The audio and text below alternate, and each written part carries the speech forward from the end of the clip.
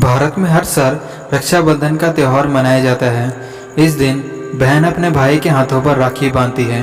लेकिन क्या आप जानते हैं कि रक्षाबंधन की शुरुआत आखिर कहां से हुई थी? राखी के पर्व की शुरुआत कब से हुई, इसकी कोई निश्चित जानकारी तो नहीं है, पर पुराणों में इस पर्व में संबंधित कुछ कथाएं हैं जो हम आपको आज बताएंगे। इसके अलावा हम आपको इतिहास की वो अमर कहानी भी बताएंगे जब मेवाड़ की राजपूत रानी कर्णावती द्वारा भेजी गई राखी का मान रखते हुए मुगल शासक हुमायूं ने कर्णावती और उसके राज्य की रक्षा की थी। जब लक्ष्मी जी ने दानवराज बलि के राखी बांध द्वार पर बने विष्णु जी को मुक्त कराया था। पुराणों के अनुसार रक्षाबंधन पर्व लक्ष्मी जी का बलि को राखी बांधने से जुड़ा हुआ है। इसके लिए पुराणों में एक कथा बताई गई है जो इस प्रकार है।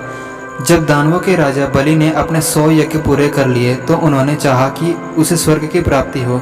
राजा बलि की इस मनो इच्छा का भान देवराज इंद्र को ज्ञात होने पर देवराज इंद्र का सिंहासन डोलने लगा। जब देवराज इंद्र को कोई उपाय नहीं सूझा तो वह घबराकर भगवान विष्णु की शरण में चले गए और बलि की मंशा बताई तथा उन्होंने इस समस्या का निदान करने को कहा। देवराज इंद्र की बात सुनकर भगवान विष्णु वामन अवतार ले ब्राह्मण वेश धारण कर राजा बलि की यहाँ भिक्षा मांगने पहुंच गए, क्योंकि राजा बलि अपने दिए गए हर वचन को किसी भी हाल में पूरा करते थे। तब राजा बलि ने ब्राह्मण बने श्री विष्णु से कुछ मांगने के लिए कहा तो उन्होंने भिक्षा में 3 पग भूमि मांग ली। राजा बलि ने उन्हें 3 पग भूमि दान देने के लिए कहा, तभी उन्होंने अपने 3 पग नाप लिए। वामन के रूप में भगवान ने एक पग में स्वर्ग को, दूसरे पग में पृथ्वी को नाप लिया। अभी तीसरा पैर रखना शेष था। बलि के सामने संकट उत्पन्न हो गया। आखिरकार उसने अपना सिर भगवान विष्णु के आगे कर दिया और कहा, तीसरा पग आप मेरे सिर पर रख दीजिए। वामन भगवान ने ठीक वैसा ही किया। श्री विष्णु के पैर रखते ही राजा बलि पाताल लोक पहुंच गए। बलि के द्वारा वचन का पालन करने पर भगवान विष्णु अत्यंत खुश हुए। उन्होंने आग्रह किया कि राजा बलि उनसे कुछ भी मांग ले। इसके बदले में बलि ने रात दिन भगवान को अपने सामने रहने का वचन मांग लिया। श्री विष्णु को अपना वचन पालन करते हुए राजा बलि का द्वारपाल बनना पड़ा। जब यह बात लक्ष्मी जी को पता चली तो उन्होंने नारद जी को बुलाया और इस समस्या का समाधान पूछा। नारद जी ने उन्हें उपाय बताया कि आप राजा बलि को राखी बांधकर उन्हें अपना भाई बना ले और उपहार में अपने पति भगवान विष्णु को मांग ले।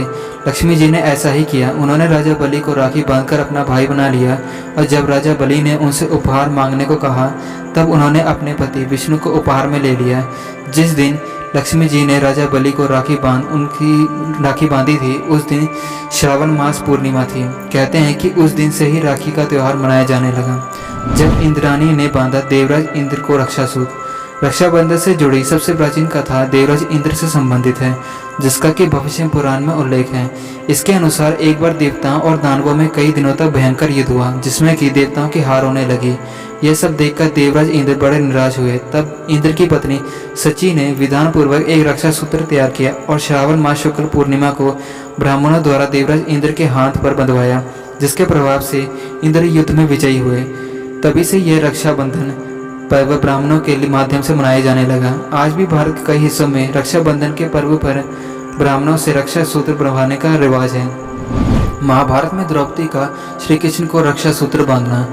रक्षाबंधन से जुड़ा एक प्रसंग महाभारत में भी आता है। महाभारत में कृष्ण ने शिशुपाल का वध अपने चक्र से किया था। शिशुपाल का सिर काटने के बाद जब चक्र वापस श्री कृष्ण के पास आया तो उस समय श्री कृष्ण की उंगली कट गई। भगवान कृष्ण की उंगली से रक्त बहने लगा। यह देखकर द्रौपदी ने अपनी साड़ी का किनारा फाड़कर श्री कृष्ण की उंगली में बांधा, जिसको लेकर श्री कृष्ण उनकी रक्षा करने का वचन दिया। इसी ऋण को चुकाने के लिए दुशासन द्वारा चीरहरण करते समय श्री कृष्ण ने द्रौपदी की लाज रखी। तब से रक्षाबंधन का पर्व मनाया जाने का चलन हो रहा है। हुमायूं ने की राजा कर्णावती की रक्षा। मध्यकालीन युग में राजपूत व मुसलमानों के बीच संघर्ष चल रहा था। रानी कर्णावती चित्तौड़ के राजा की विधवा रानी थी। राजा कर्णावती को जब बहादुर शाह जफर द्वारा मेवाड़ पर हमला करने की पूर्व सूचना मिली तो वह घबरा गई। रानी कर्णावती बहादुर शाह से युद्ध कर पाने में असमर्थ थी। अपने प्रजा की सुरक्षा का कोई और रास्ता ना निकलता देख रानी ने हुमायूं को राखी भेज दी। हुमायूं ने राखी की राज रखी और मेवाड़ पहुंचकर बहादुर शाह के विरुद्ध मेवाड़ की ओर से लड़ते हुए रानी कर्णावती और उसके राज्य की रक्षा की। दरअसल हुमायूं उस समय बंगाल पर चढ़ाई करने जा रहा था, लेकिन रानी के और मेवाड़ की रक्षा के लिए अपने अभियान को बीच में ही छोड़ दिया। तो दोस्तों, कैसी लगी आपको हमारी आज की यह वीडियो? कमेंट सेक्शन में ज़रूर प्लीज़ इस बारे में बताइए और वीडियो अच्छी लगी हो तो वीडियो को लाइक कीजिए और शेयर कीजिए। Thanks for watching my video.